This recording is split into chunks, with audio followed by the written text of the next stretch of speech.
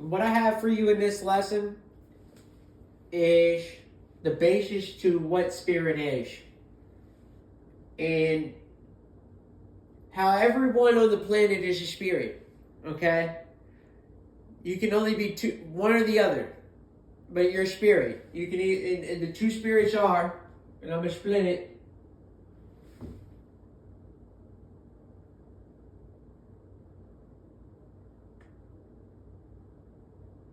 Light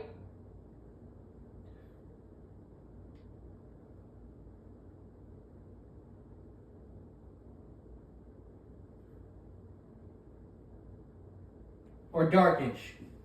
Okay? Either one. You're going to be on either side. You cannot be in the middle. In this middle zone.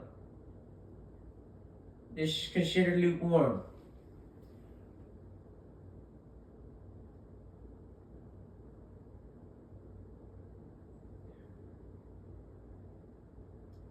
Okay? So, when you arrived as the Spirit of God. Okay? God is Spirit. And as He created an avatar for you, then He blew life into you, called the breath of life.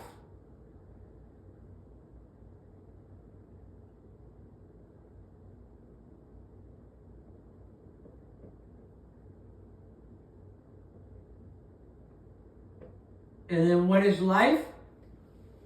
Something that breathes.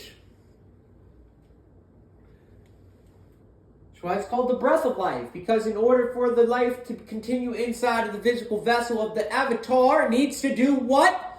Breathe.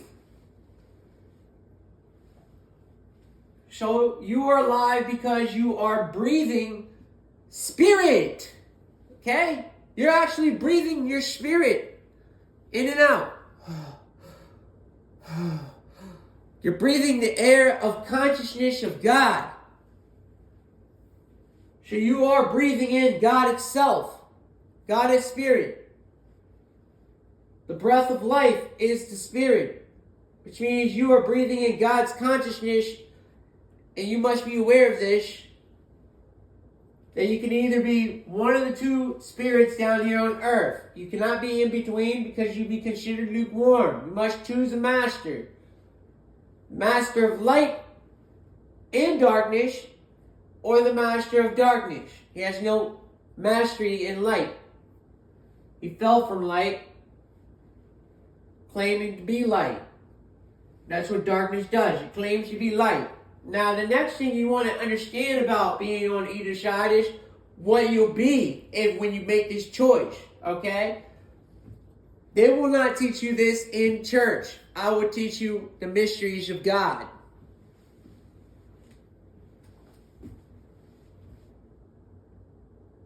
The next thing you need to know is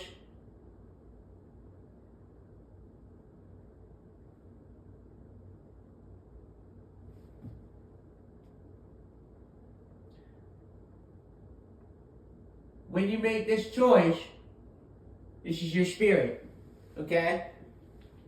It's what your spiritual body will look like. When on the light, you be an angel. When on the darkness, the dark side, you'll be a demon spirit, okay? And you'll be either one of the spirits, but you'll still be spirit. Don't claim to say you will not be, because you'll be falsely lying. So you'll be either an angelical spirit or a demonical spirit. I did my work and study in demonology. Did you? Do you have any study or any know-how or any knowledge of what fallen angels even appear to look like? Then don't question my authority down here and my rank. I am just beginning. It's only been a year since my baptism. I've cleaned up most of my sins since then. I just had these two that were monkeys on my back. You ever had a bunch of monkeys jump on your back? So what do you get out of picking either light or darkness. You get to either be an angelical spirit or you get to be a demonical spirit, which is pure evil. Okay? You're either going to want to be pure light or you're going to want to be pure evil. Okay? Now the light, the cool part about being on the light team, the team of light, is that you have the knowledge and the understanding of darkness, but you choose not to do it.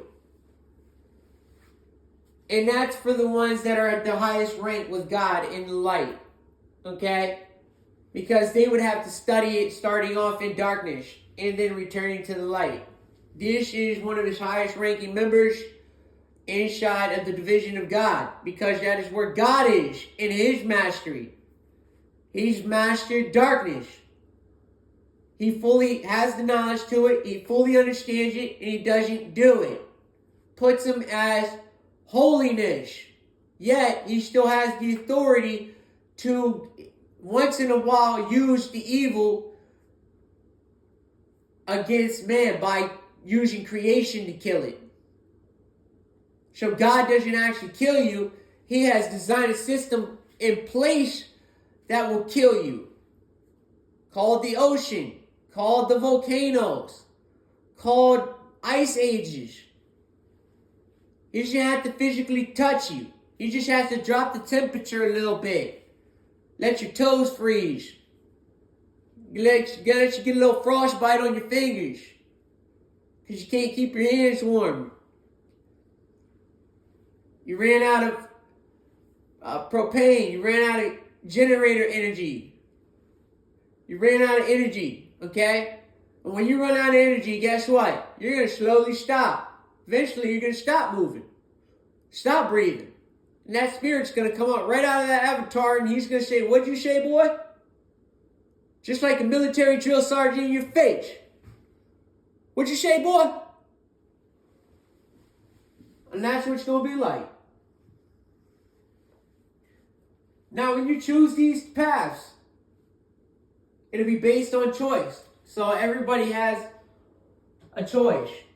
Okay? And that's the next key.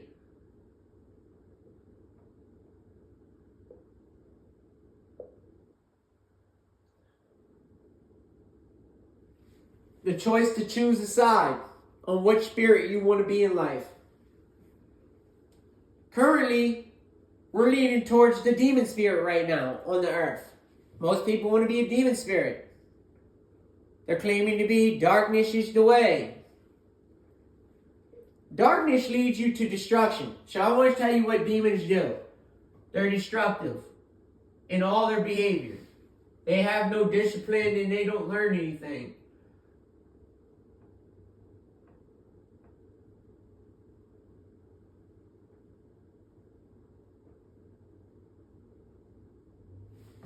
You understand why they call it destruction?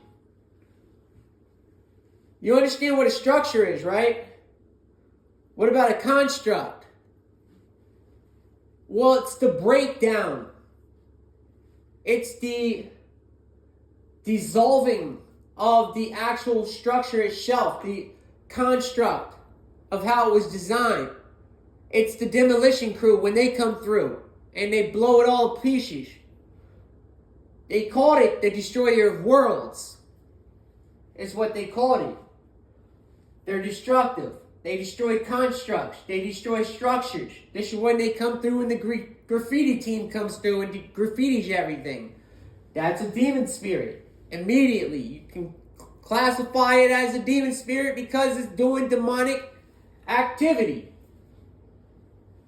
It tattoos his body from head to toe. Another destructive law broken. The law of the body. Defiled it. Okay? Defiling the body is destroying and being destructive towards yourself.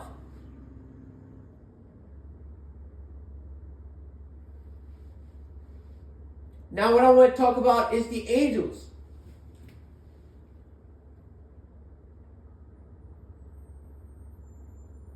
They're looking to teach constructs,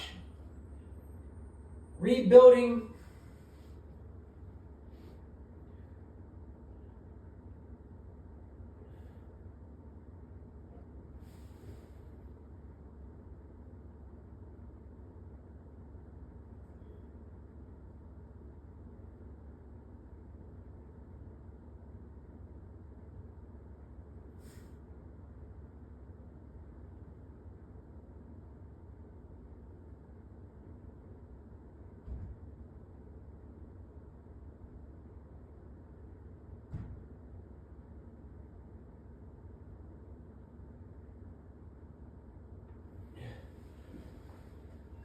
they'll be looking to rebuild,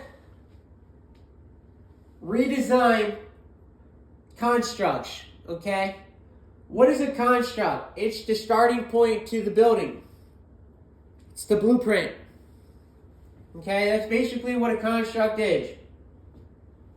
It's taking the entire building that's been fully designed and going back to where did it start? What was the first idea that popped into the person's mind that started the creation to the building? And that's that's the mindset you needed. And that's what God is looking for down here. He's looking for a construct mindset. So that's the next piece. In order to be on the angel side, you got to have a construct mindset. Okay, that has to be the mindset. Without that mindset, you're not an angel. Or you're in the works of being an angel. You're just not a high-ranking member yet in the spirit where you arrived. I didn't arrive here physically. No, I did not. I didn't show up physically, jump in another physical body and say, here I am, buddies. It's me. It's a double me.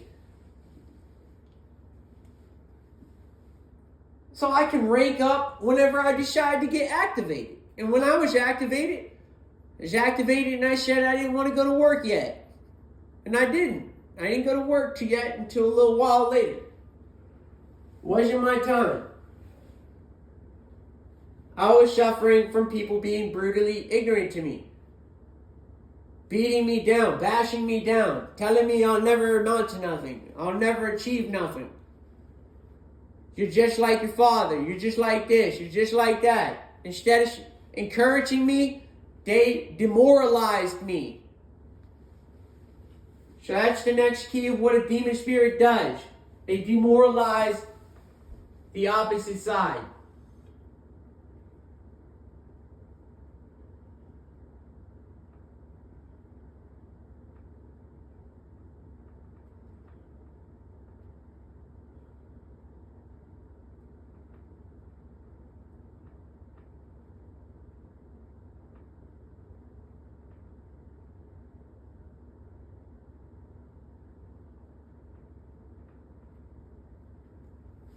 Okay, so what they do is they go from destructive behavior to demoralizing the people's values and worth. Okay? Demoralizing the Spirit of God, His people, their values, and their worth. Based on that, the angelical side is looking to rebuild, redesign constructs within inside of society so that it operates and runs better. Even the traffic flow would be smoother if they would allow people to jump in and really get these designs up and going. But since the demon spirits always want to control and be destructive, nothing gets done correctly. And within inside of this hierarchy system here, there is a war happening between the two. Okay? Light and darkness inside of the hierarchy system are at war. And they sit at the same tables. Some of them are lukewarm. Some of them play from both sides. They're Judas. Okay? Judas was a lukewarm character. He wanted to be on God's side, but he also wanted to sell him out. So Judas was a lukewarm character. That's what you need to understand. He was lukewarm. That was his choice. He wanted to be lukewarm. God spit him out and cast him to the flames. As it states, you shall not be both, because you betrayed both. You can't be on the light, betray the light, then go to the darkness, betray the darkness. You're a traitor. That's considered treason. And that's why it gets one of the worst punishments. Okay? So where we're at now is, once you understand which spirit you have chose, you still have an opportunity to change. That's the next part of the choice. That's the neat part about choice. You can change your choice. So change arrives at the doorstep of choice. The ability to change one's choice. Okay? So if you were once a demon spirit, you were in the darkness, you were destructive in all your ways and all your behaviors, you were demoralizing towards peoples and their values and their worths, even to the elders of the church who claim to be of the light, but some of them elders are actually in darkness when you really break it down on the scale level. What you can do is you can convert, okay? Convert one spirit through the rebirth. And this is what we're going to talk about next. So the change leads to rebirth.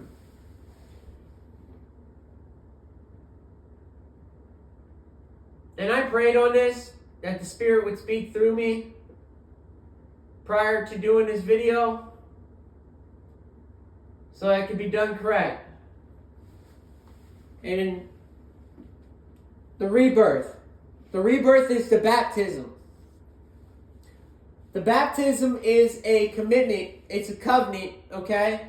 So that's my next piece over here that it goes to. It goes to the construct mind, but it's also a covenant you made with God. Prior to the time you got here, you made a covenant with Him that you would not convert to the darkness, but you converted anyways. Once you got here, you thought it was exciting.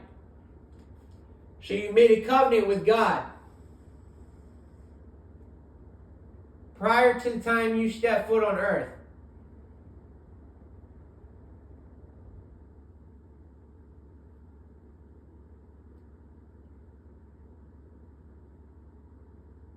You just lost all recollection of your memory. You were a baby. You had a restart. But it was downloaded in your ancient DNA keys. And that was why it was important that you had somebody like me to unlock them.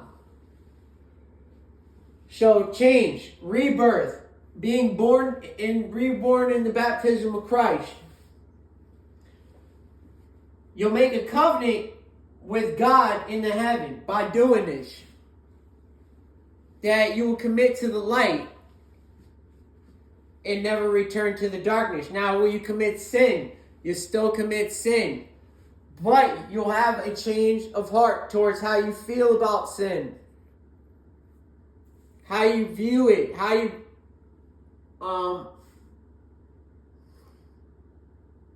how it may conflict your spirit if you sinned against another. But it is a must. You understand this rebirth. Because Adam and Eve sold us into darkness.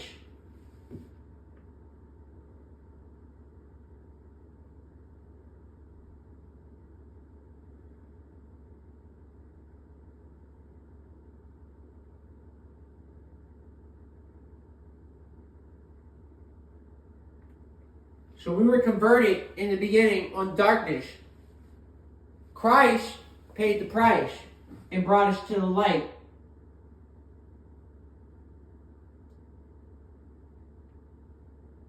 He's the new Adam and Eve. I want you to understand that. He is the new Adam and Eve. He's the new beginning.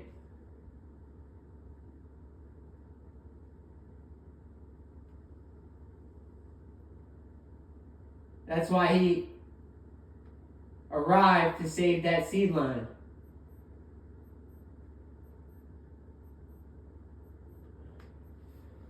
He's the new beginning to the Adam and Eve story, and it starts at Christ. Okay? And it was being reborn in the spirit, because the spirit we sold into was darkness, a demonic spirit. That's why it's risen on the planet. There's not enough people who believe in God. There's not enough people who want to be baptized and be reborn in the spirit, which is washing of the flesh of the sin. But in the spirit. You're washing your spirit clean.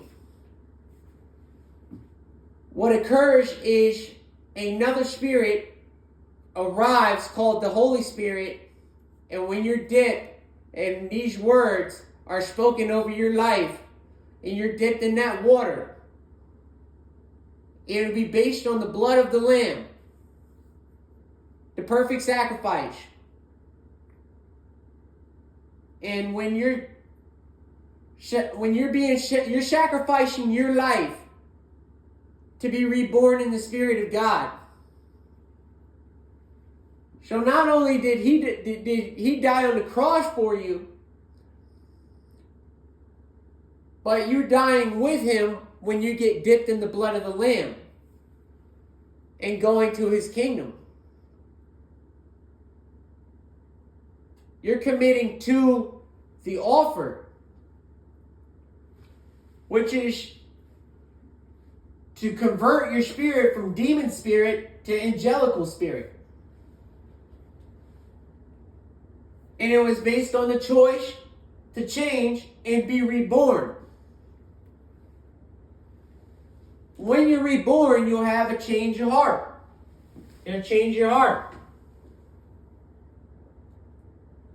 It only occurs when you're reborn does your heart start to change, because you may already have a hardened heart. So how are you going to experience anything different if you've already hardened your heart? The only way to unharden is after the rebirth. And then you start to feel the presence of the Holy Spirit. The Holy Spirit works on you. Okay? And how it works is it'll enter your mind. You'll have telepathic communication with it. This is my experience with the Holy Spirit. It's your companion, it's your friend. It talks to you. It tells you when you shouldn't do things and when you should do things.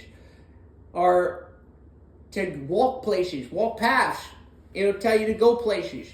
And then you'll cross paths, and then you have the reason why to say, wait here for about 15 minutes, and then the car will break down next to you. And you'll be like, oh, I'm here for this. Somebody was going to break down. So he knew somebody was going to break down, and it was one of his people that believed in God and was struggling through life, and it needed help in a timely manner. And God would send him at the perfect right location to help one of his people. He even sent him to the demon spirits if he's got to.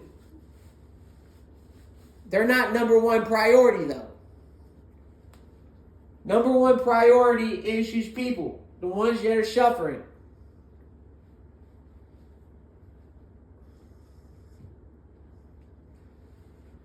So when you have a change through the rebirth and a change of heart, your mind will begin to change. Because your heart has to change first before your mind changes. If your heart's set in stone, and you know you have a hardened heart, and you're not worth talking to. There's just nothing I can say or do to convert you to spirit. Even though you're already a spirit, you're just converted to the demonic spirit. You're a demon. Once you have a change from the rebirth, which is the baptism, your heart will begin to change. You'll unharden that heart of yours and open your mind to all possibilities of great things in your life. But it's through this system that shall be followed. Because Adam and Eve sold us into the darkness, Christ returned us and brought us back to the light. That's why we have to be reborn under the name of Christ in order to be returned to the light.